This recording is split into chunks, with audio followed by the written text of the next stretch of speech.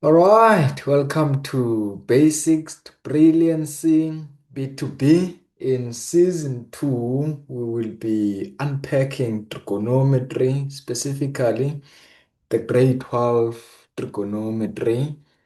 The grade 11 trigonometry is unpacked in season 1. So in season 2, we'll be unpacking specifically the grade 12 trigonometry. Beginning with episode 1, we'll focus on the basics, on the principles, and on the concepts. Build a proper and thorough understanding of those concepts so that the foundation can be firm. And then in the episodes to come after episode 1, we will then apply those principles, basics, and concepts within the trigonometry in grade 12.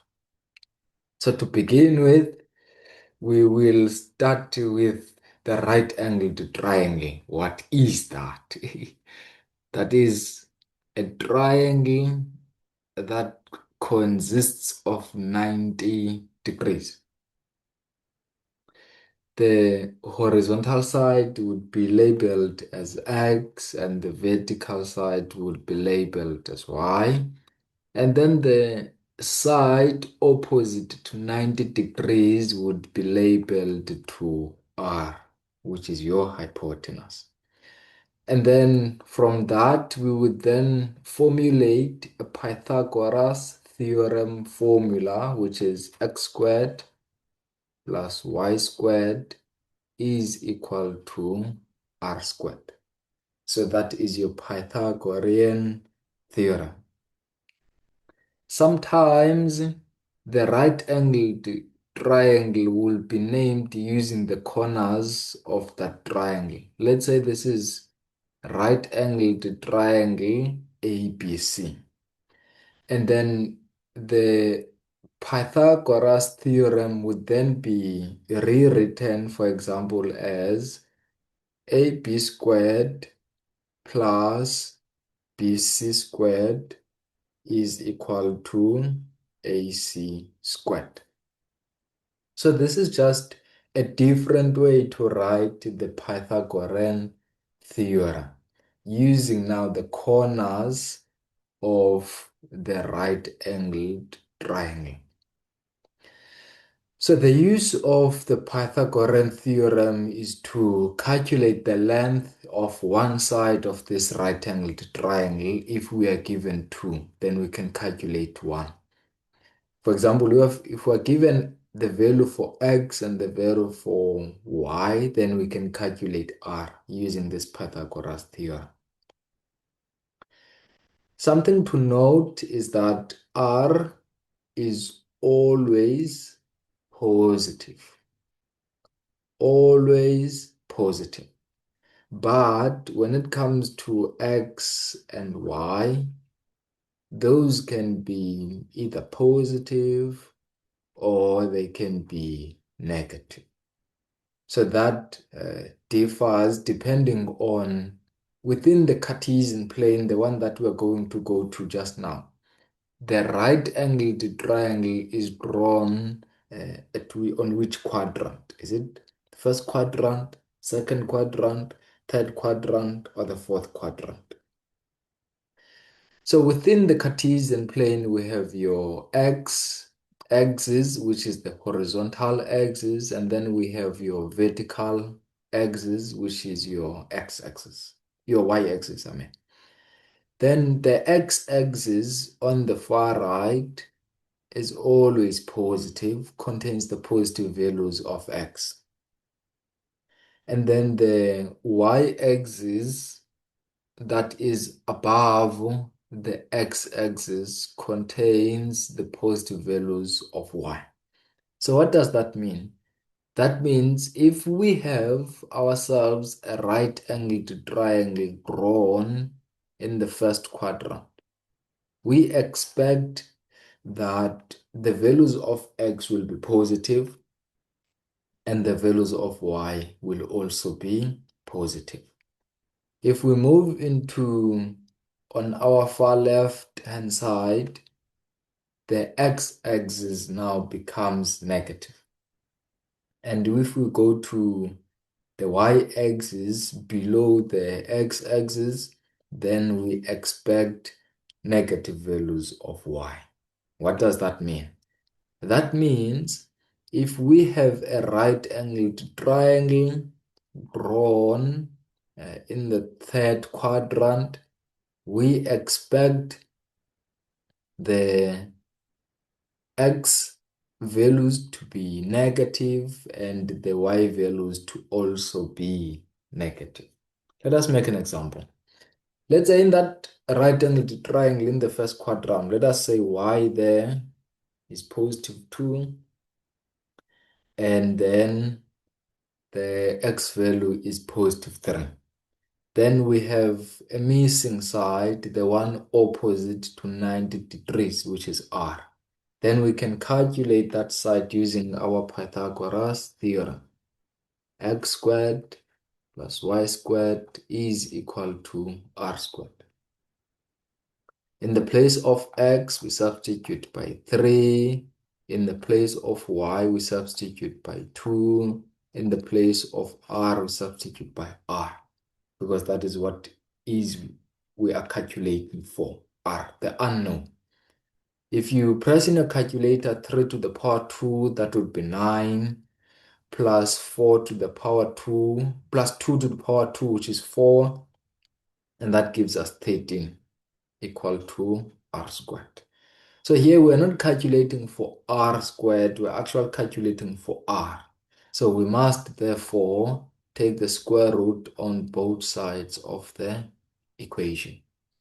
Then we get that our r is square root of 13. And that is the application of Pythagoras.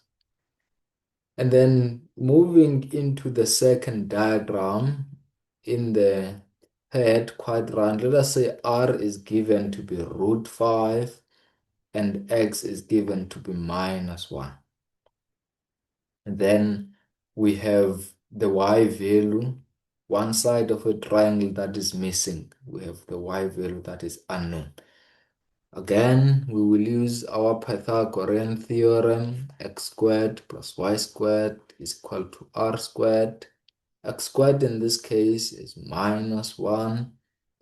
That minus 1, be careful, it must be inside brackets, and then you square everything, including the minus itself. And then in the place of r, we substitute by root of 5, and then we square everything. Negative 1 all to the power 2, that will give us a positive, no, a negative 1 all to the power 2, that will give us a positive 1. And then a square root of 5 all to the power 2, that will give us a 5. And then we take the positive 1 to the right-hand side of the equation, becomes negative. And then we have ourselves 5 minus 1, which is 4. We are not solving for y squared, rather we're solving for y. So we must take the square root on both sides of the equation. Then the calculator will give us a 2. But we know y can either be positive or negative, depending on the location of that right-angled triangle in the Cartesian plane. Now we see that the right-angled triangle is in the third quadrant, and there y is negative. Therefore, y is equal to negative 2. And then we write that to complete our diagram. All right, that is the story of the right-angled triangle together with Pythagoras theorem. So just to recap, right-angled triangle, a triangle that has 90 degrees, can be labeled with the sides x, y, and r. And therefore, we can write the Pythagorean theorem. X squared plus y squared is equal to r squared. But sometimes we can know the corners or the labels at the corners of these right-angled triangle, the vertices. In this case, it would be triangle A, B, C. Then it follows that the Pythagorean theorem can be written as AB squared plus BC squared is equal to AC squared. So I just want you to not be confused when you no longer have the labels X, Y, and R, so that you are able to even use this format of the Pythagorean theorem. All right. Moving right along, let us go and learn about SOHCAHTOA. I think you can recall this from the lower grades, your grade 10 and stuff like that. SOHCAHTOA. We will still focus on the right-angled triangle to explain the concept of SOHCAHTOA. But before we get there, let us understand what do we mean by opposite side and what do we mean by adjacent side. All right. So we have two right-angled triangles, the first one and the second one. So let's focus on the first one first. Let us say we have the side opposite to 90 degrees. We referred to it previously as R, but now we will give it another name, which is HYP, your hypotenuse. HYP, your hypotenuse. That is the side opposite to 90 degrees. Now let us say we are focusing on this specific angle, angle A. What will be the name of the side BC, therefore, relative to the angle that we have picked? Side BC will then be referred to as the opposite side to angle A. So we refer to side BC in reference to the angle that we have chosen, which is A. Side BC therefore becomes the opposite side to angle A. What will become of side AB? That will be the side adjacent to angle A. So we refer to BC and we refer to AB as opposite and adjacent, respectively, based on the angle that we are speaking about. Now let us switch.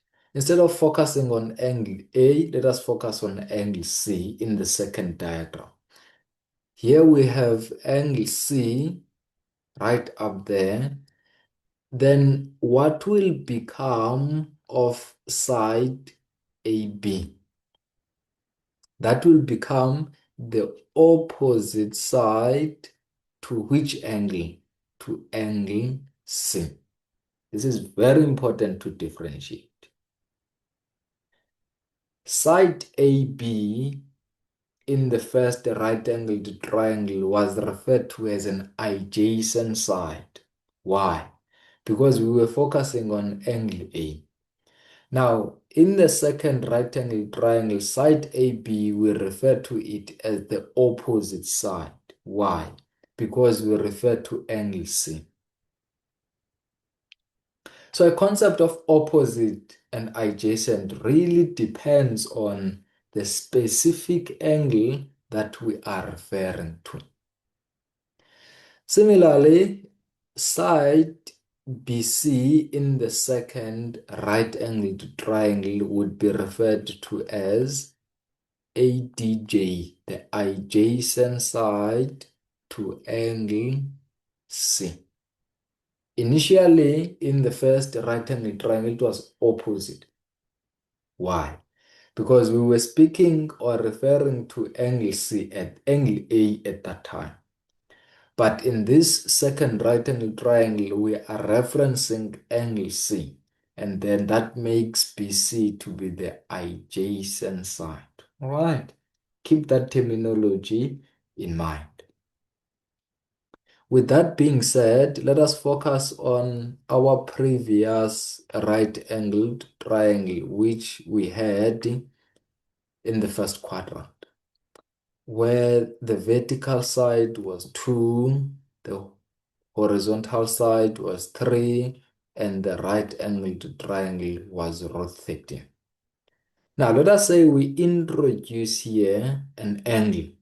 I will refer to this angle as alpha. What would be the opposite side of alpha now? The opposite side of alpha would be 2. What would be the adjacent side? The adjacent side would be 3. So 3 would be the adjacent to angle alpha, and 2 would be the opposite side to angle alpha. Now, we may be asked, what is therefore the value for sine alpha? What is the definition for sine alpha? Using SOHCAHTOA, we see that sine is opposite over hypotenuse. Opposite over hypotenuse. But which opposite side? The side opposite to angle alpha. So in that diagram or right angle triangle, which side is opposite to alpha? That would be 2. What is the hypotenuse? Root 13. All right. Then let us move right along into cosine of alpha. Then what is the definition of cosine according to SOHCAHTOA? That would be adjacent over hypotenuse. Adjacent over hypotenuse. But an adjacent of which angle? And that would be angle alpha. And looking into that diagram, that would be 3 over root 13. That would be 3 over root 13. All right. And then lastly, focusing on tan alpha. By definition, tan is opposite over adjacent. Opposite over adjacent. But an opposite side of which angle? Angle alpha. An adjacent side of which angle? Angle alpha. Therefore, we have ourselves 2 over 3. And that is how we use SOHCAHTOA. Now, let us make things a bit interesting. Let us say in the same right-angled triangle that we were using. Now, let us introduce another angle. And let us refer to this angle as beta, for example. Let us say that angle is beta. Now, what would become of 3 now? 3 would no longer be the adjacent side now towards beta. It would actually be the opposite side of beta. The opposite side of angle beta. And what would become of 2? It would be the adjacent side of beta. All right. So what would then be the sine of beta? What would then be cos of beta? And what would then be tan of beta? At this moment, you can even pause the video and give it a try. So sine of beta, by definition, sine does not change. Opposite over hypotenuse. Opposite over hypotenuse. But an opposite side towards which angle? That would be angle beta. And what is that value? it would be 3 over hypotenuse. The hypotenuse of the same right-angled triangle does not change. So it will be root 13. And then cos beta, the definition does not change, adjacent over hypotenuse. But an adjacent side for which angle? Which is angle beta. And then what would that side be? It would be 2. Then we have 2 over root 13. And then for tan, by definition, that is opposite over adjacent. And opposite of what angle? Beta. And adjacent of what angle? Beta. So what is the opposite side of beta? That is 3. The adjacent of beta, that is 2. Then your final answer would be 3 over 2. Yes. And that, folks, is the story of Sokha Toha. Just in summary, Sokha Toha is opposite. It means that sine is opposite over hypotenuse, cos is adjacent over hypotenuse, tan is opposite over adjacent. But be careful. Opposite and adjacent sides are named in reference to the angle that you are referring to. If you're speaking about angle A, then your opposite is BC. If you're speaking about angle C, then your opposite is AB. So it really depends on the angle that you are speaking about.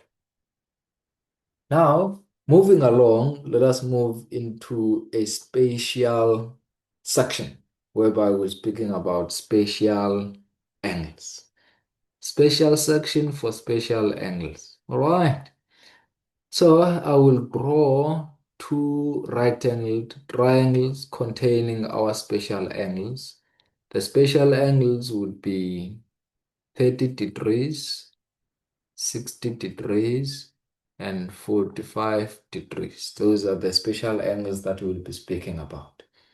In this triangle, I will demonstrate the right-angled triangle that contains 30 degrees and 60 degrees. In the season 1 of trigonometry, you can tune in there to find out how did these triangles come about. It's a beautiful story, folks. It's a beautiful story. Truly, I tell you. And then in the second triangle, you can focus now on 45 degrees. We have 45 here, we have 45 there. And then the sides would be 1 unit, 1 unit, and then a square root of 2. So we would still apply Sokha Toha, for example, to find sine of 30 degrees. The opposite side of 30 would be 1. The hypotenuse would be 2. You can also press sine 30 in your calculator. You will definitely get half. And then also focusing on cos 30 degrees, the adjacent side of angle 30 would be root 3. The hypotenuse of the same right-angled triangle doesn't change, remains as 2. Can press cos 30 in your calculator as well, you'll get also root 3 over 2. Moving right along to tan 30 degrees, the opposite side of 30 would be 1. The adjacent side of 30 would be root 3. You can press in your calculator tan 30. You will not get 1 over root 3, but you will get the root 3 over 3. And that, folks, is one and the same thing. 1 over root 3 and 3 over, and root 3 over 3 is one and the same thing. just that the answer that you will be given by your calculator is the rationalized answer. All right. And then for sine 60 degrees and cos 60 degrees and tan 60 degrees. You can now even pause the video and attempt that and see what do you get. Hopefully you got root 3 over 2 for sine 60 and you got 1 over 2 for cos 60 and you got root 3 over 1, which is root 3 for tan 60. Moving into the second diagram that contains 45 degrees, we'll apply the same principle, Sokha to Ha, to get cos 45, sine 45, and tan 45 degrees. You can pause the video and see if you'll get the same answer. So sine 45, you can use any of these angles 45. It really doesn't matter. The opposite side of 45 degrees is 1. The hypotenuse is root 2. The calculator obviously will give you root 2 over 2, which is the rationalized answer. Similarly, for cos 45, the adjacent side of 45 degrees is 1, and the hypotenuse is root 2, and the calculator will give you the rationalized answer. And for tan 45, the opposite side is 1, the adjacent side is 1, so 1 over 1 gives you 1. And that, folks, is the story of the spatial angles. All right. Moving right along, we will now discuss what we refer to as the cast diagram. All right. So in a cast diagram, basically we develop all of that in a Cartesian plane where we have 0 degrees, 90 degrees, 180 degrees, 270 degrees, and complete revolution by 360 degrees. So between 0 and 90 degrees, we have ourselves the first quadrant. Between 90 and 180, we have ourselves the second quadrant. Between 180 and 270, we have ourselves the third quadrant. And lastly, we have ourselves the fourth quadrant. In the grade 12 trigonometry, we focus mainly on 3 trig ratios, your sine, your cosine, and your tan. All of those trigonometric ratios are positive in the first quadrant. Hence, we have that A over there. It means all of the trigonometric ratios are positive in the first quadrant. And then in your second quadrant, you have sine as positive and being negative in in the 2 remaining quadrants, second and third. Third and fourth. And then you have your tan positive in the third quadrant and the first quadrant, and negative in the second and the fourth. You have yourself cos positive in the fourth quadrant and the first quadrant, negative in the third quadrant and the second quadrant. And then we get ourselves CAST. What do we get? CAST. That is the cast diagram. Now, to develop it even further, we will say all of the angles between 0 and 90 degrees. All of the acute angles between 0 and 90 degrees, we will refer to them just as did. So all of the angles from this point onwards that are between 0 and 90 degrees, we refer to them as did. And then in the second quadrant, we will have ourselves 180 degrees minus theta. In the third quadrant, we will have ourselves 180 degrees plus theta. In the fourth quadrant, we will have ourselves 360 degrees minus theta.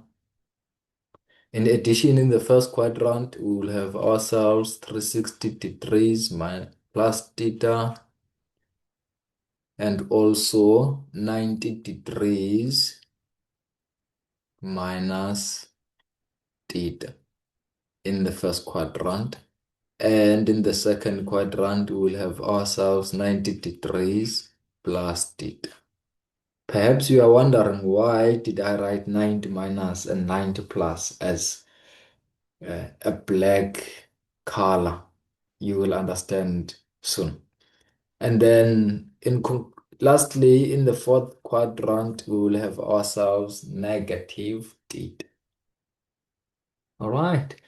And all of these elements that we have written now within these quadrants are what we refer to as reduction formulae.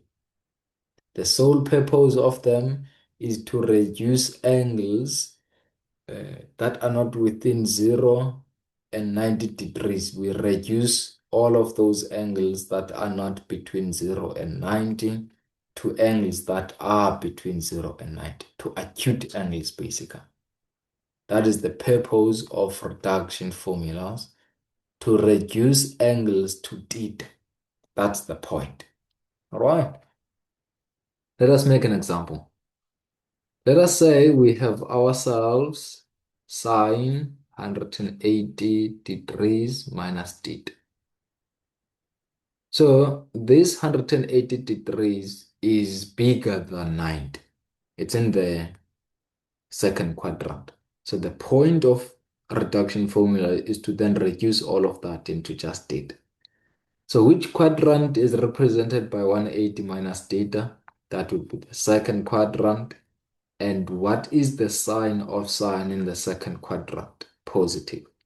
Then we will have ourselves sine of theta. Positive sine of theta. What about cos 180 degrees minus theta? We will ask ourselves which quadrant is represented by 180 degrees minus theta. That is second. And what is the sign of cos in the second quadrant? Negative. And then we have ourselves cos theta. So we are reducing these big angles into an acute angle, which is theta, an angle between 0 and 90 degrees. Right. Then let's say we have ourselves 180 degrees minus theta. Again, which quadrant is represented by 180 degrees? And yes, you are correct. That is the second quadrant, represented by 180 degrees minus theta. What is the sign of tan in the second quadrant? Negative. Then we have ourselves negative tan theta. That's the point, folks. That is the point. Now, let us address the black sheep within the family. Let us focus now on sine of 90 degrees minus theta. What would that be? All right. So, same question. Which quadrant is represented by 90 degrees minus theta? First quadrant. And what is the sign of sine in the first quadrant? Positive. But since we have 90 and sine, then our sine must change to cosine, cos of theta. And then for cos 90 degrees minus theta. Which quadrant is represented by 90 degrees minus theta? That would be the first quadrant. And what is the sign of cos in the first quadrant? Positive. Okay. And now we have 90 and cos. What does that mean? That means cos must change to sine. All right. So let us take a pause. Sine must always change to cos, and cos must always change to sine whenever we use the black sheep, which is 90 minus and 90 plus. But what if now we have tan? That's a very, very good question. What if now we have tan 90 degrees minus theta? How do we use the black sheep with tan? So in grade 11, we will learn about this within this episode, episode 1 of season 2. In grade 11, we learned that tan is sine over cos.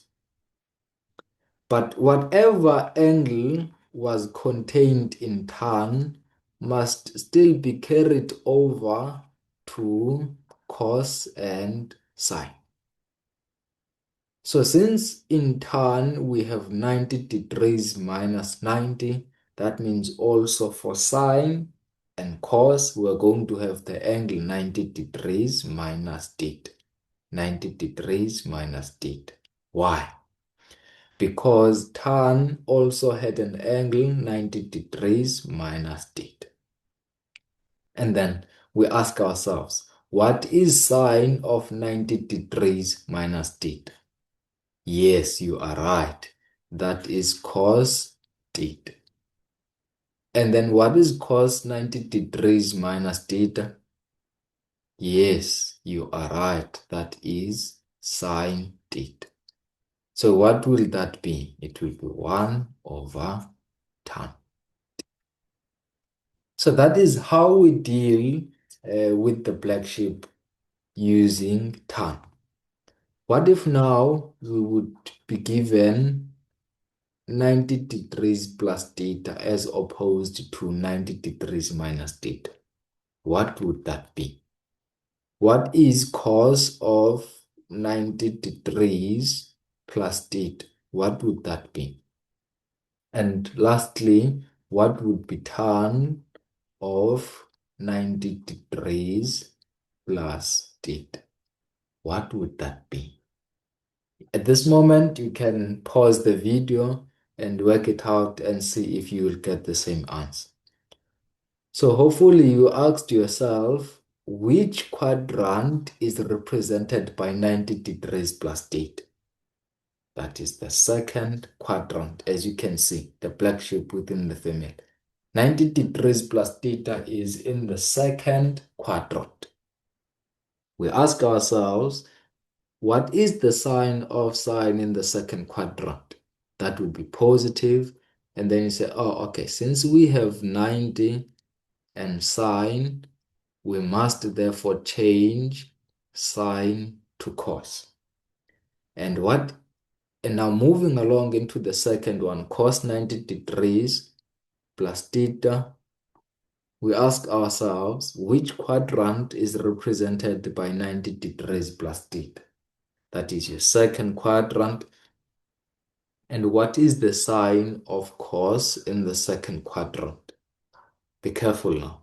What is the sign of cos in the second quadrant? Negative. Since we have cos and 90, then we must change cos to sine theta. So cos of 90 degrees plus theta is equal to negative sine of theta. All right, keep that in mind. And then moving along to tan of 90 degrees plus theta, we would use the same identity from grade 11. That tan of 90 degrees plus theta would be sine of 90 degrees plus theta divided by cos of 90 degrees plus theta. And then we ask ourselves, what is sine of 90 degrees plus theta? Yes, you are right. That is cos of theta divided by what is in the denominator cos of 90 degrees plus theta? Yes, you are right. That is negative sine of theta. And that would give us a negative 1 over tan theta. And that, folks, is the story of the cast diagram bundled up together with the reduction formulae. All right. In summary, the core purpose of the reduction formulae, as the name itself says, is to reduce angles into theta, an angle between 0 and 90 degrees. All right, now let us move into the next section, where now we will handle numerical angles that are greater than 360 degrees. For example, let us say we have ourselves sine of 450 degrees minus theta. But we don't have that now within our cast diagram. We have never seen 450 degrees minus theta in that cast diagram. There is no such a reduction formula within that cast diagram. So what must we do? The issue here is that this 450 degrees is the numerical angle and is greater than 360 degrees. So what must we do? We must press within our calculator, say 450 degrees minus 360 degrees. What do I get? I get, yes, you are correct. You get 90 degrees. So now in the place of that 450 degrees, we will then replace by 90 degrees. So whenever an angle is bigger than 360 degrees, the best way is to subtract 360 degrees from that angle. And then in this case, 450 minus 360 is 90. And then you replace that 450 by 90 degrees. And voila, you have your reduction formula, which is familiar. The black sheep, 90 degrees minus theta. So which quadrant is represented by that black sheep? It is then the first quadrant. And what is the sign of sine in the first quadrant? Is positive. Then we have ourselves a cos of theta. Why cos theta? We have 90 and sine. So sine must change, therefore, to cos. All right. And then let us take another example. Let's say we have ourselves cos of 540 degrees minus theta. In fact, let's say plus theta. And then the issue that we have here is that this numerical angle here is greater than 360. What do? We subtract 360. So you will press in your calculator 540 degrees minus 360 degrees. What do you get? You should get 180 degrees. Therefore, this will become cos of, in the place of 540, we must then substitute by 180 degrees. And then voila, we have a familiar reduction formula. which is 180 degrees plus theta, located in the third quadrant. And in the third quadrant, that is where cos is negative. Then we'll have ourselves negative of cos theta. And that, folks, is how it goes. All right. Sometimes this numerical reduction, this numerical angle greater than 360 will not be bundled up in tan, in theta, in x, in alpha. It will just be an angle on its own. For example, 410 sine 480 degrees. What do we do now? We do the same thing. We say this angle is greater than 360. So what must I do? I must say 480 degrees minus 360 degrees. What is that? That is equal to 120 degrees. And then we will say sine in the place of 480 degrees now, I must substitute with 120 degrees. 420 degrees is greater than 360. So the best way to deal with that would be to subtract, therefore, 360 degrees and get 120. The 120 degrees will then replace that 480 degrees. All right. So moving along, we ask ourselves, which quadrant contains 120 degrees? And that would be your second quadrant. 120 degrees is within the second quadrant. And in the second quadrant, we have ourselves the reduction formula, 180 degrees minus theta. So then the question is, what angle should we substitute in the place of theta? Subtracted from 180 such that we get 160. Very easy. Such that we get 120, So you would then say 180 degrees minus 120 degrees. What do you get? You will then get yourself 60 degrees. So that 60, therefore, would be the value of theta. We would substitute that 60 degrees in the place of theta. And then we ask ourselves, which quadrant is represented by 180 degrees minus 60? That is the second quadrant.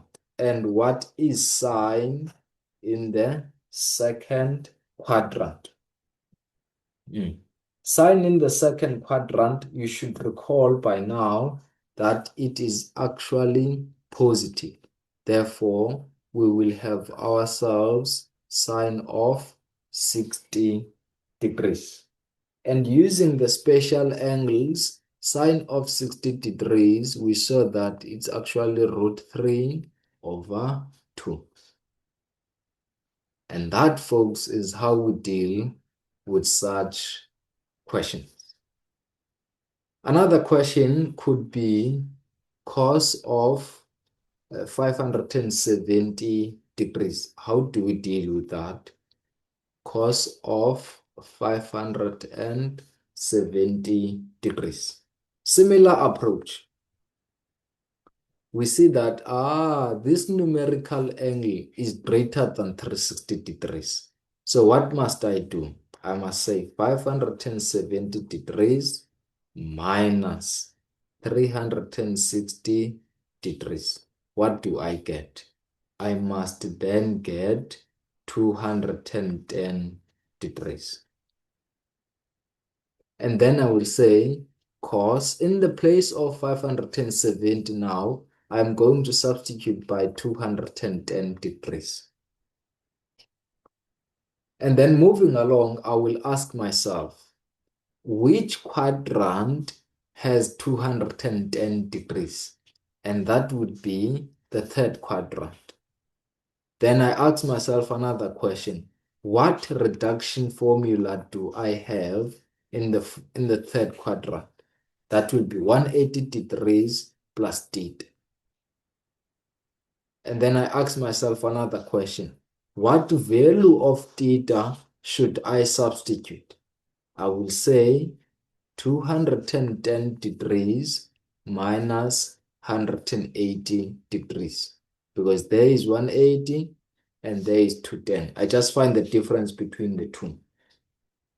And voila, I get myself a 30 degrees. Therefore, in the place of theta, I will substitute by 30 degrees. And then I ask myself, which quadrant is represented by 180 degrees plus theta? That would be the third quadrant. Another question, what is the sign of cos in the third quadrant? That would be negative. Then I will have myself a negative cos 30 degrees. I think this is really a beautiful demonstration of what the reduction formulas are for. To reduce a big angle, for example, 570, into a smaller angle, which is 30 degrees, an angle between 0 and 90 degrees. And the negative of cos 30 would be negative root 3 over 2. And voila, you have it, folks. That is how it goes. And then lastly, let's focus on sine 675 degrees. How would we go about that? Same approach. We realize that, the 675 degrees is greater than 360.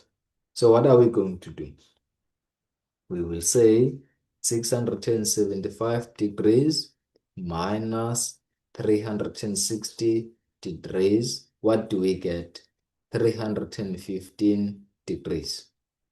Therefore, in the place of 675 degrees, we must then substitute by 315 degrees.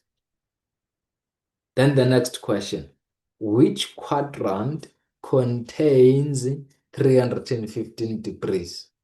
That would be our lovely third quadrant. And then another question follows, which reduction formula do we have in the third quadrant? 360 degrees minus theta. And then another question follows. What will be the value of theta therefore? Simple, you will say 360, which is this value, minus 315. You just find the difference between the two, that's all. And then you will get yourself a lovely 45 degrees. That means, therefore, we will say within these brackets 360 degrees minus 45 degrees. Which quadrant is represented by 360 degrees minus 45? That is the fourth quadrant. What is the sign of cos in the fourth quadrant? That is negative. Negative of what? Of sine 45. And what becomes of that? That becomes negative 1 over root 2, or you rationalize the answer from the calculator, negative root 2 over 2.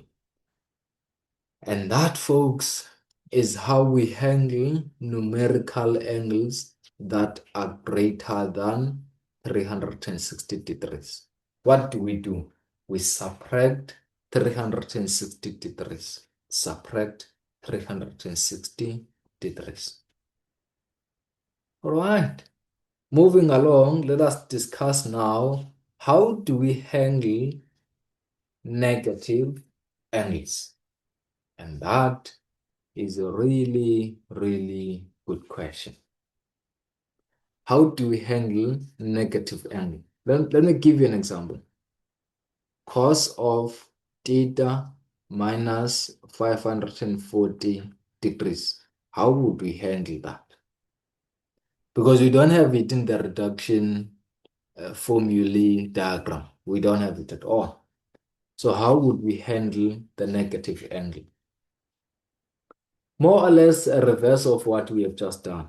Previously, we would subtract 360, but not anymore. What is the opposite of subtract? Add. So now we will add 360 degrees to the negative angle. And then we would get ourselves negative 180 degrees. But we still realize, so we still get a negative angle. Add again. Negative 180 degrees plus 360 degrees. What do you get? 180 degrees. So now it is positive. So all that you do is to add 360 degrees to the negative angle until you get a positive angle. Let us recap. We had negative 450, we said add 360. We got negative 180, we said add 360, and then we got positive 180 degrees. And then we were happy with that. Why? Is it because 180 is cuter than negative 180? No. It is because the 180 that we have now is positive. We are handling here negative angles. That is what we are allergic to, negative angles. So we do the best that we can to get, therefore, positive angles. So now we have, in the place of negative 410, 540, we substitute 108. And then we can just rewrite that, begin with 180, and then followed by theta. And then voila, we have ourselves a familiar reduction formula, which is located in the third quadrant. And in the third quadrant, that is where cos is negative. Therefore, the answer will be negative cos of theta. And folks, that is how we handle negative angles. What do? We add 360 degrees. All right. Okay. Not so fast. Don't rejoice easily or so early. What do we do now if we have negative 90 degrees plus theta? That's a really, really good question. Should we add 360? What do you think? All right, let's see. If we add 360 degrees to negative 90 degrees, guess what do we get? We get 270 degrees. And then that would mean now we will substitute in the place of negative 90 degrees by 270 degrees. And then we say plus theta. Some other schools are using this 270 degrees plus theta. I wouldn't recommend it, but if it's approved by the school and other aspects, that's okay. You can go on and use it, but I wouldn't recommend that approach. So in negative 90 degrees, we are now not going to add 360 degrees. Why? Because if we do, it is going to lead us to 270. And 270 degrees plus theta is not within the reduction formulas that we often use. But if you're comfortable with it and you have been taught using that way, That's all good and well. But what we are going to do now is to actually take out the negative as a common factor, and then we're going to be left with 90 degrees minus theta. So that is what we have done. We have taken out a common factor of negative 90 degrees. And then we are left with, within the small brackets, by 90 degrees minus theta. So now let's just assume that the angle that we have, 90 degrees minus theta, what would be sine minus x? That would be, yes, you are right, negative sine of x. So now assume that this 90 degrees minus theta is x. So what would then that be? That would be sine negative x. And that would lead us to negative sine of x. But we don't have x, we have 90 degrees minus theta. Right? Then we have sine and 90. That must change to cos. Therefore, we have negative cosine of theta. So I would recommend that approach unless there is another approach that you are comfortable with. That is all good and well. All right. Moving into the fourth quadrant, because the fourth quadrant does contain the negative angle. And we have used it just now. Sine of theta, what would that be? We ask ourselves, which quadrant is represented by negative theta? That would be the fourth quadrant. What is the sign in the fourth quadrant? Negative. Therefore, we have negative sine theta.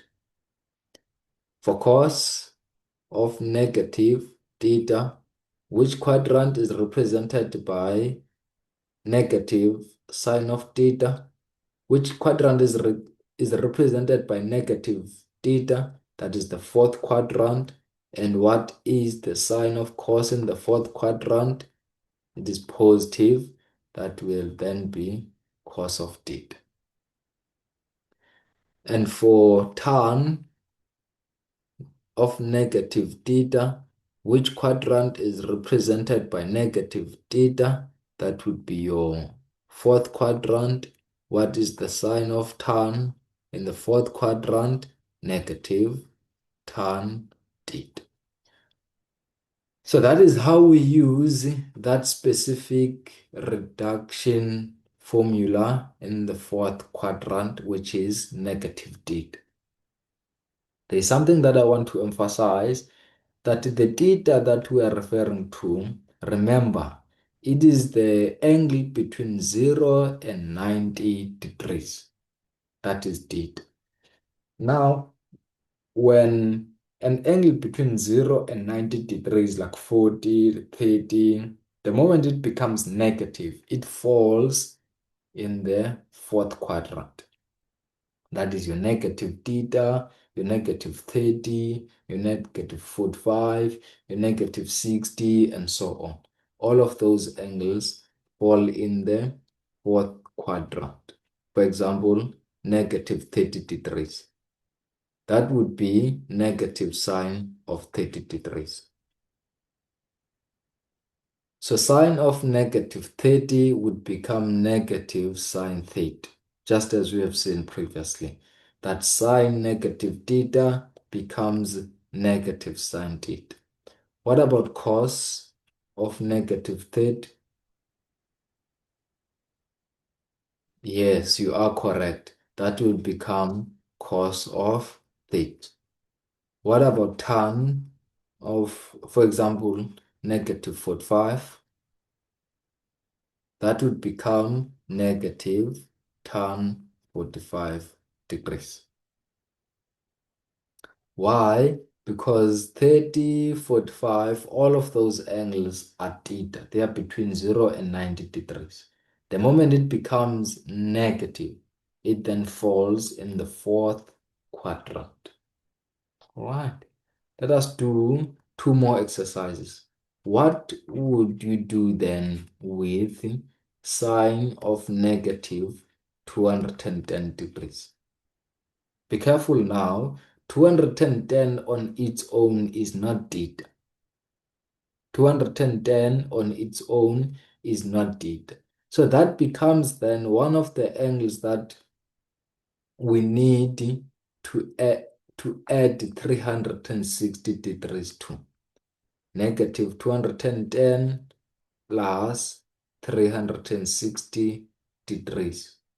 What do we get? We get 140 degrees. No, 150 degrees. Then that would become sine of 150 degrees. What have we just done? We replaced the negative 210 degrees by 150. Why? Because when we add 360 degrees to negative 210, we get 150 degrees. And then we ask ourselves, which quadrant contains 150 degrees? That would be, yes, you are correct, the second quadrant, where we have the reduction formula 180 degrees minus 8. So what is the value of theta that we are going to substitute there? Very simple. We have done this before. We just find the difference between the two angles that we have. 180 degrees minus 150, that will give us 30 degrees. So in the place of theta, we are going to then replace that by 30 degrees. Which quadrant is 180 degrees minus second quadrant? And what is the sign of sine in the second quadrant? Positive. Then we have ourselves sine of 30 degrees, which is, according to the special angles, just half. All right, lastly, just to demonstrate once more this approach using tan, let's say we have now tan of negative 750 degrees. How would we handle that one? Remember, we are handling here negative angles. So when we have a negative angle like 750, we must then add 360 degrees. What do we get? We get negative 390 degrees. That is a problem. Why? Because this angle is still negative, and on its own, 390 is not theta. So we must then still add 360 degrees to that 390, to that negative 390 degrees. What are we going to get then? It is negative 30 degrees. Voila.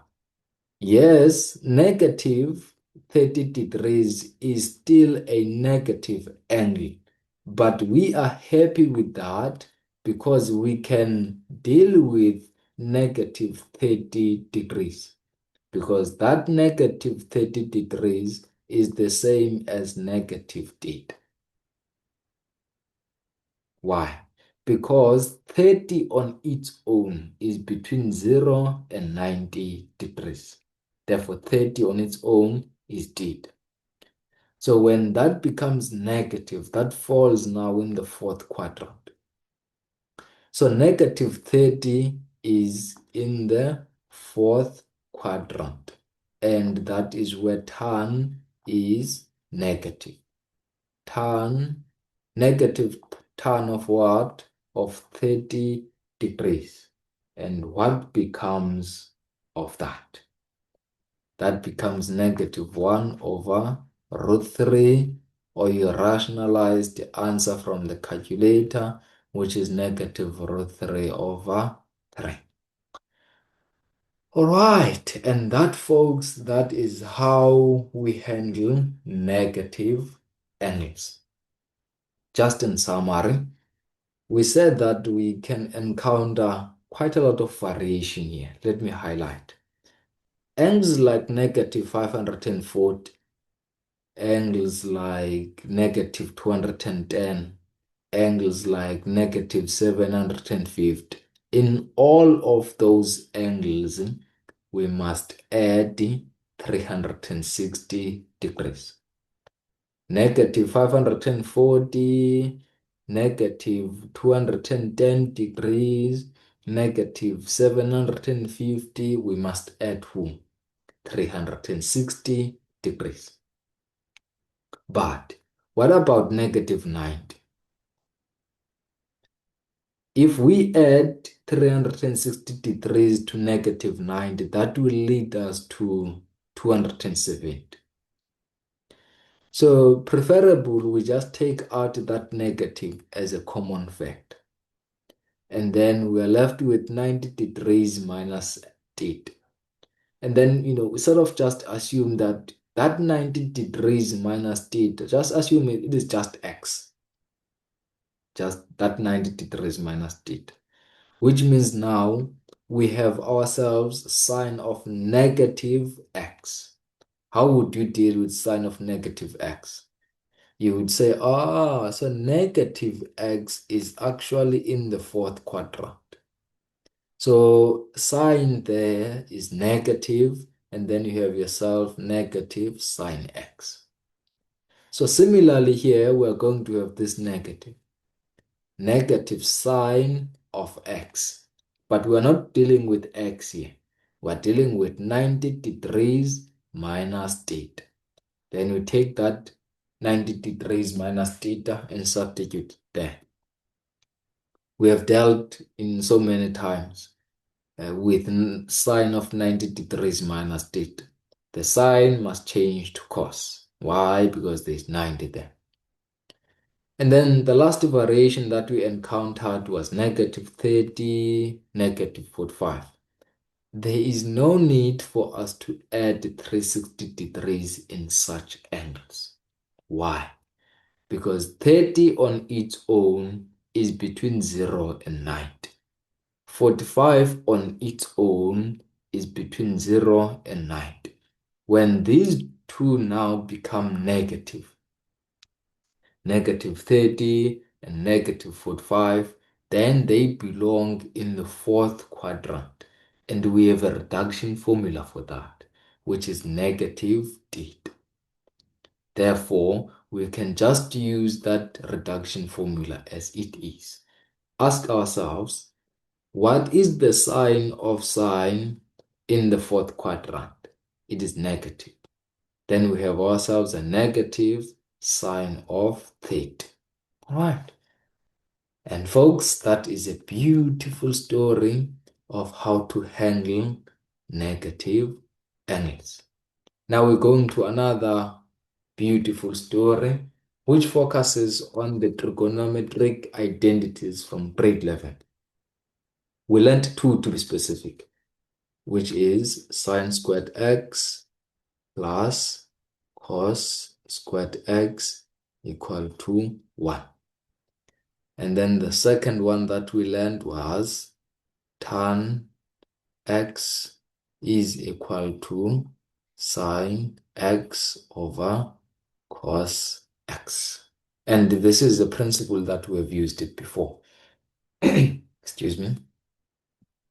So within the first trigonometric identity, perhaps the sine squared x can be taken to the right-hand side of this identity. And then on the left-hand side of the identity, we would be left with cos squared x. That would be equal to 1 minus, remember when we take the sine squared x, which is positive, on the right-hand side of the identity, it will become negative. So from that identity, sine squared x plus cos squared x equal to 1, we can also get cos squared x equal to 1 minus sine squared x. The second one would be if now we have taken cos squared x to the right-hand side of the identity, we would be left with sine squared x equal to 1 minus cos squared x. And those are two variations that follow from that trigonometric identity. Coming to tan, the variation that we would have is that if we have 1 over tan x, that would then result to cos x over sine x. Also, the second variation is that if we have a power for tan, for example, let's say we have a power of 2, tan squared x. The same power will be carried over to sine, and also it will be carried over to cos. So if we have a square in tan, then we will have a square both in sine and in cos. The last variation that I want to illustrate, this is something that we have used previously, is that whatever angle is contained in tan must also be contained in sine and cos. For example, if we say tan 90 degrees minus x, on the right-hand side of the identity, we're going to have sine 90 degrees minus x over cos 90 degrees minus x. What does that mean? The angle that is contained by tan must be carried over to both sine and cos. And folks, that is our quick revision from the trigonometric identities we learned in grade 11. Now we'll go to those that we learned in grade 12, trigonometric identities, beginning with the double angle. We'll begin with the double angle of sine, which is sine 2x follows to be sine 2 sine x cos x. That is the identity for the double angle of sine.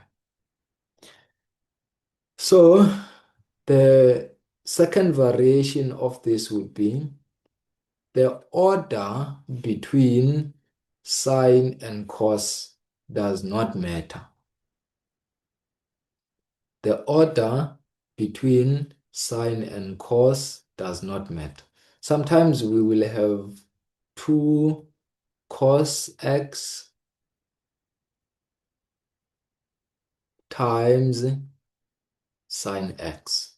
So that is also the double angle of sine. Whether we began by saying cos and then followed by saying sine, that is one and the same thing. There's a multiplication between the two. So the order really does not matter. The second variation that I wanted to explore with you today is that if we have a square in that double angle of sine, then we will treat it in this way. We'll put the square outside the brackets, and then within the brackets, we have ourselves the double angle of sine. What is that double angle? It would be 2 sine x cos x. So 2 to the power 2, that would become 4. Sine to the power 2, that would become sine x. Cos to the power 2, that would become cos squared x. So that is how we would deal with that. double angle if it had a square.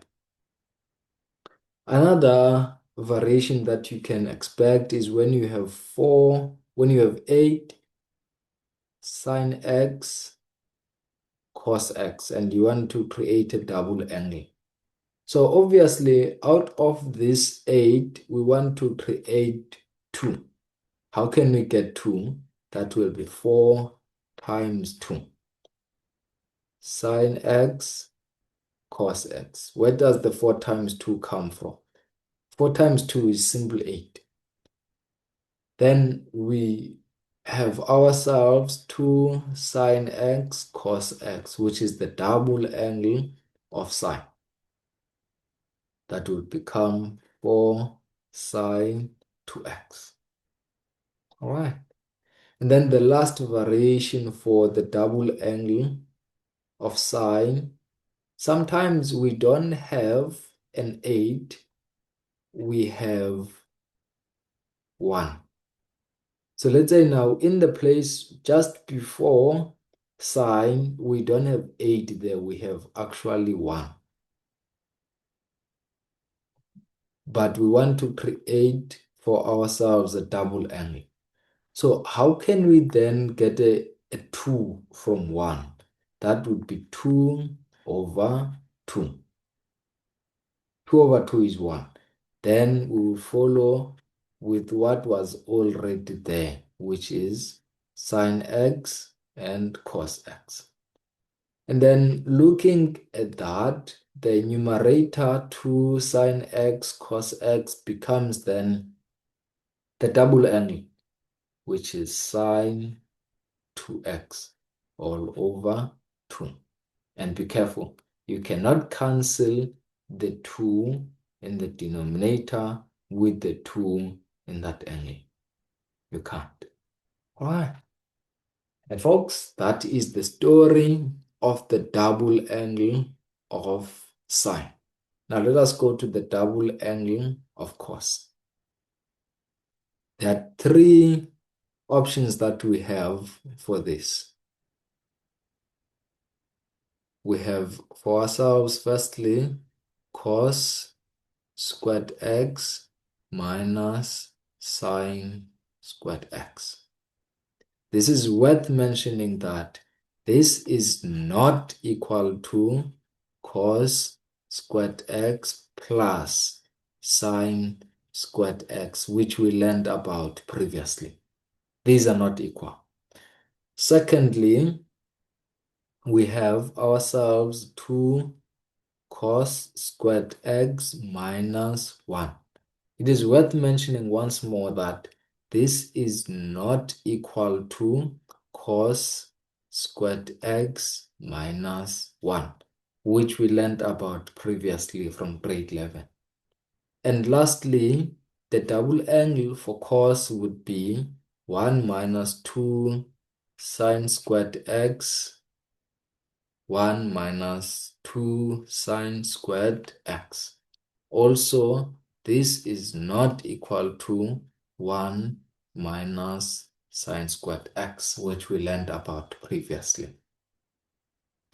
And that, folks, is the story of the double angles that you learn in grade 12. Now, let us go to the last section for this episode, which is the compound angles. So let us begin with the compound angle for sine. Let's say sine x plus y.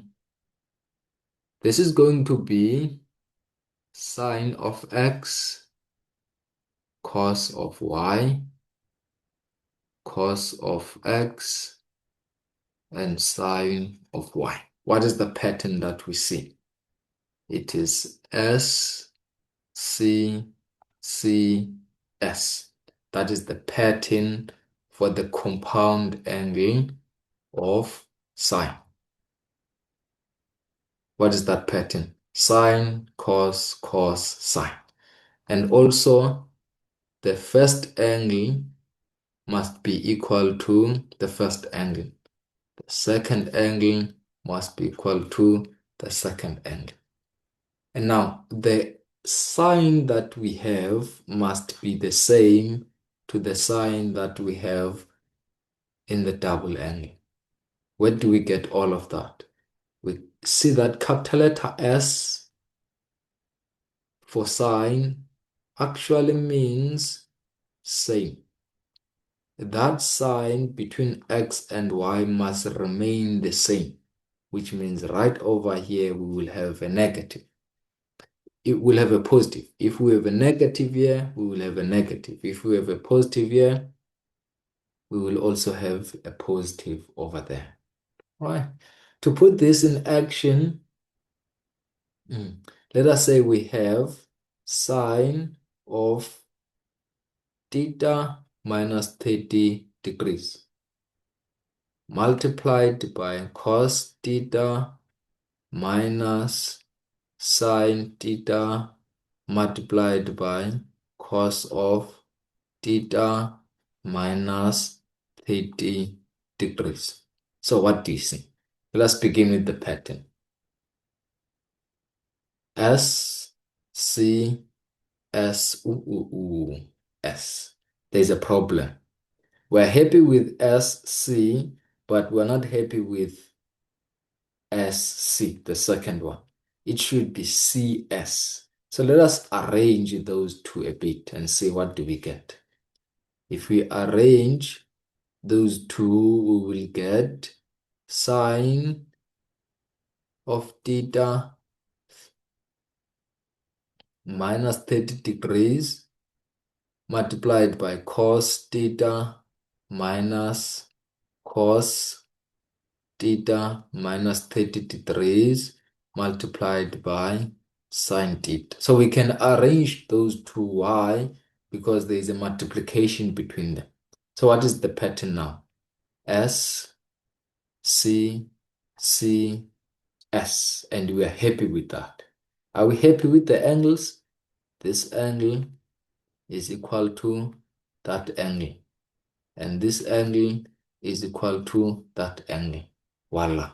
Let's move now. And then write down that, this is a compound angle for sine. The first angle, theta minus 30. What is the sign in the middle? It's negative. So it must remain the same. Negative. Followed by the second angle, negative theta. Then that would give us negative theta and theta will cancel one another. Then we are left with negative sine of negative theta. And that would become negative sine 30 degrees. Remember, this is the fourth quadrant. All right.